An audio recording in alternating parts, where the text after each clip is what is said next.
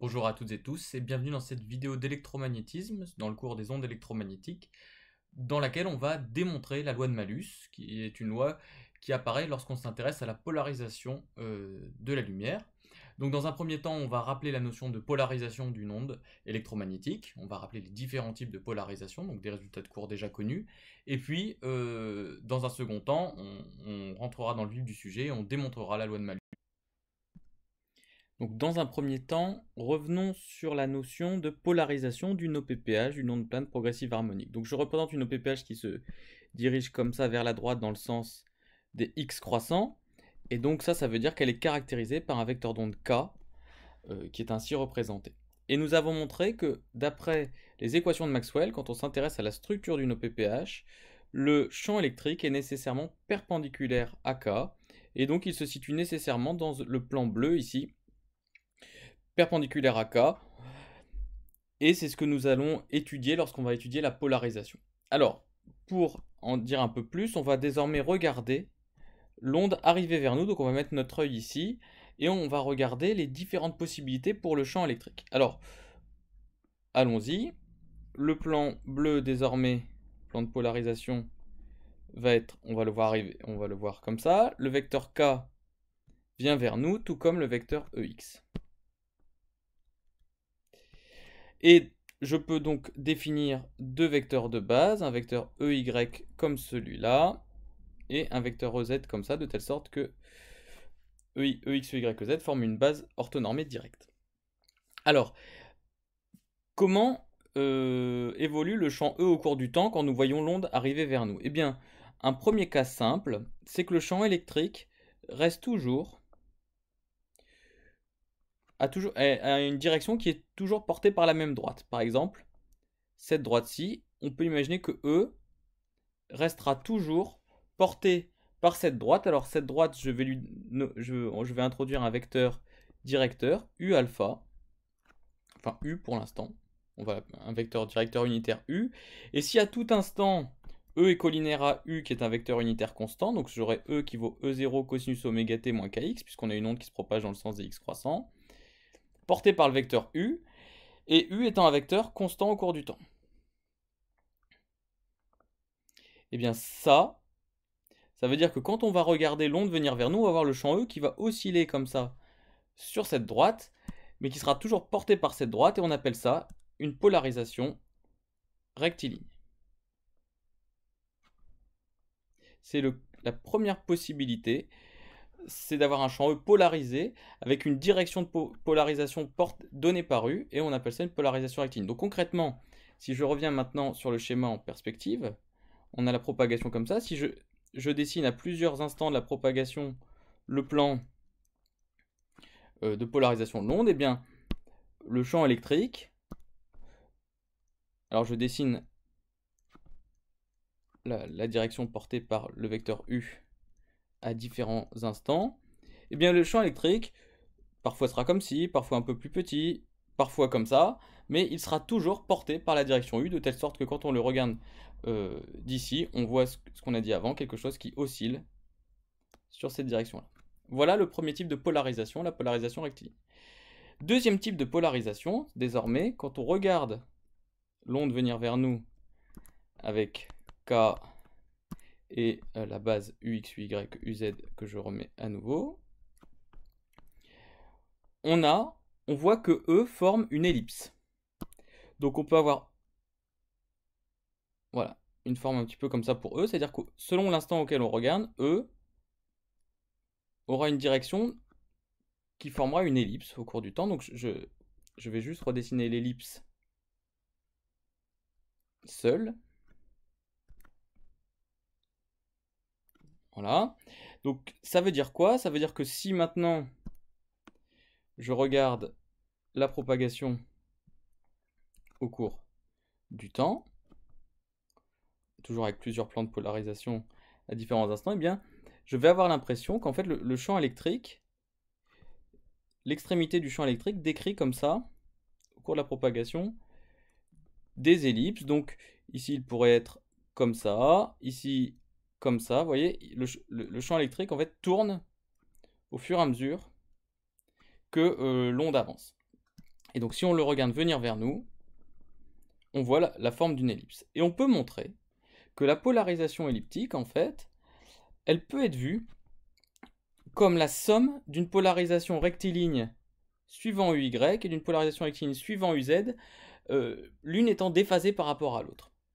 Ce qui permet d'écrire que E suivant Y, c'est une onde du type E0 exponentielle oméga t moins kx, donc polarisée rectilignement, et suivant UZ, également une onde polarisée rectilignement, mais avec une amplitude de 0' différente, et un déphasage par rapport à la polarisation suivant UY. Donc ceci, c'est le cas général d'une polarisation elliptique.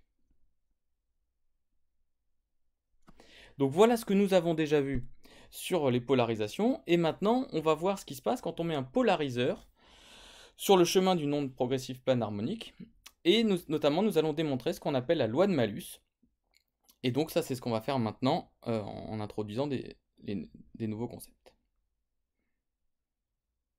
Donc,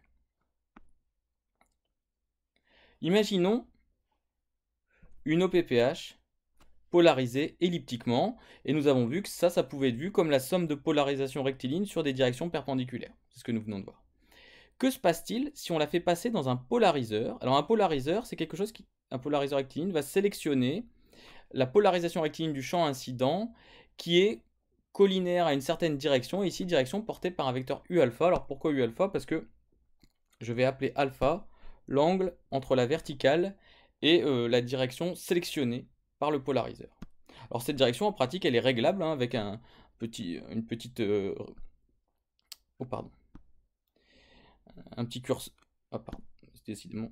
curseur ici qu'on peut déplacer comme ça le long histoire de faire tourner l'angle alpha et de définir celui qu'on veut.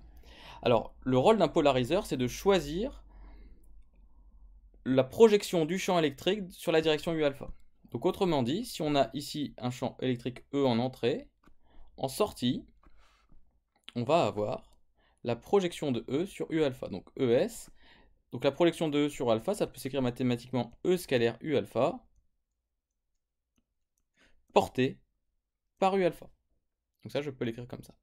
Ce qui fait que derrière, on aura une polarisation rectiligne, une onde polarisée rectilignement, suivant U alpha, ce qui est représenté ici.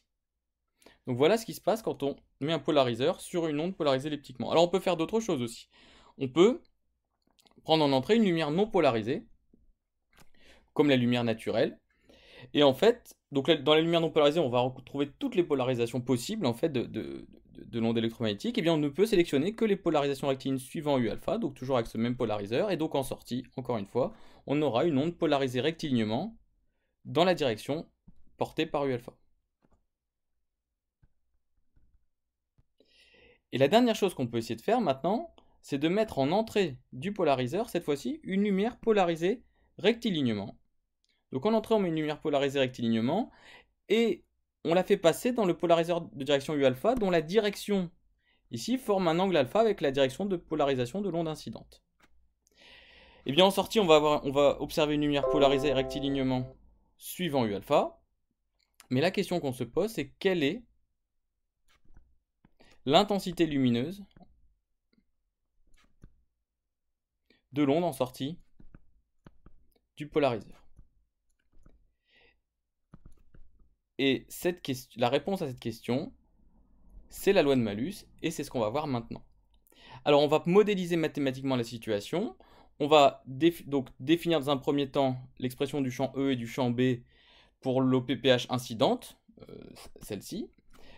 On va calculer le projeté du champ électrique sur la direction U alpha pour calculer le champ de sortie. Donc je vous rappelle, ES, ça va être le champ incident fois la direction, scalaire U alpha portée par U alpha.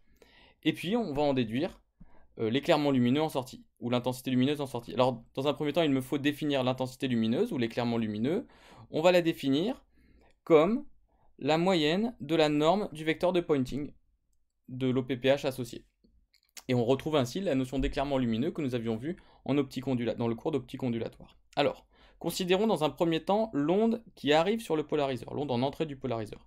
C'est une OPPH qui se propage dans le sens des x croissants, donc on peut l'écrire sous cette forme-là, E0 cos oméga t moins kx porté par UY. Le champ B associé, on peut utiliser la relation de structure B égale K vectoriel E sur oméga qui est vrai pour une OPPH, et on trouve KE0 sur oméga, cosinus oméga t moins KX, UZ. On peut donc en déduire le vecteur de Poynting, E vectoriel B sur mu0, qui va nous donner K sur oméga E0 carré, qui est aussi O0 carré sur C, d'après la relation de dispersion C égale oméga sur K pour l'OPPH, cosinus carré de oméga t moins KX, le tout porté par UX, hein, UY vectoriel UZ, ça donne UX. Et on peut donc prendre la valeur moyenne de la norme, donc on va avoir la valeur moyenne d'un cos carré qui fait 1/2, on va trouver E0 carré sur 2 mu0c, j'avais juste oublié le mu0 ici, qui apparaissait dans la définition du vecteur de Poynting. Donc voilà, première chose, une OPPH d'amplitude E0 est associée à un éclairement lumineux de E0 carré sur 2 mu0c. Donc on a bien caractérisé le champ électrique en entrée du polariseur, celui-là. Maintenant, on va regarder le champ électrique en sortie, celui qui normalement donc est polarisé suivant U alpha. Alors on sait, c'est ce qu'on a vu, que en sortie, on va avoir le champ, la projection du champ incident sur U alpha, donc E scalaire U alpha porté par U alpha. Et donc ça va nous donner du E0 cosinus oméga t moins KX UY scalaire U alpha porté par U alpha. Donc je rappelle que le vecteur UY, c'était celui-là. Alors, or UY scalaire U alpha, on voit tout de suite que c'est le cosinus de l'angle alpha. Donc E scalaire U alpha, ça donne E0 cosinus oméga t moins KX cos alpha. Et donc, on en déduit que E en sortie, c'est E0 cos alpha, cos oméga t moins KX, porté par U alpha. Donc, ES est une OPPH, une onde progressive plane harmonique, se dirigeant dans le sens des x croissants, comme celle de l'entrée. Mais ce qui change, c'est qu'elle a une amplitude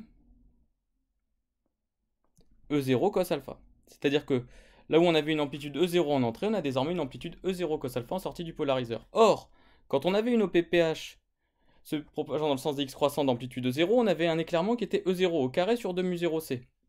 Et bien désormais, l'éclairement en sortie, on pourra reprendre la même formule en remplaçant E0 par E0 cos alpha, hein, puisque désormais l'amplitude de l'onde c'est E0 cos alpha. Et donc on va trouver E0 cos alpha au carré sur 2 mu0c. Et ça va donner E0 carré sur 2 mu0c cos carré alpha. Et ça, c'est ni plus ni moins que l'intensité lumineuse en sortie, c'est l'intensité lumineuse en entrée, fois le cosinus carré de alpha. Et ça, c'est ce qu'on appelle la loi de Malus. Donc on résume ce que nous venons d'apprendre. Lorsqu'une OPPH polarisée rectilignement, c'est celle-ci, et qui associe un éclairement E0, arrive sur un polariseur ici, dont la direction de polarisation fait un angle alpha avec celle de l'OPPH, eh bien on a en sortie une onde polarisée rectilignement dans la direction du polariseur, qui possède un éclairement en sortie ES égale l'éclairement en entrée E0 fois cosinus carré de alpha, où l'éclairement est défini par la moyenne de la norme du vecteur de Poynting. Voilà la loi de Malus. Alors une conséquence évidente de la loi de Malus, c'est qu'imaginons que alpha soit égal à pi sur 2.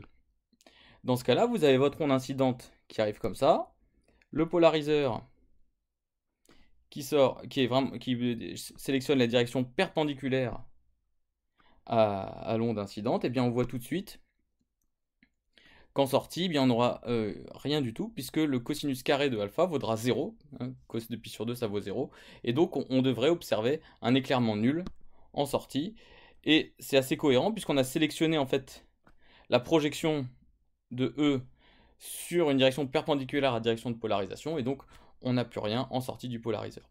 Ça, c'est ce qui peut se passer, par exemple, si on met deux polariseurs croisés les uns derrière les autres, vous voyez. Donc imaginons qu'on prenne de la lumière naturelle, donc de la lumière naturelle polarisée dans toutes les directions. On met un polariseur dans cette direction-là, donc il en sort une OPPH se propageant dans le sens des x croissants ici comme ça, mais polarisée rectilignement dans la direction verticale. Et si on met un polariseur croisé derrière, eh bien, on n'aura plus rien du tout. Et ça, c'est une expérience qu'on fait très aisément en TP à l'aide de 2 polariseurs. Donc voilà pour cette vidéo sur la loi de Malus, qui nous a permis de réviser les polarisations et de faire un petit peu de calcul associé à ces concepts.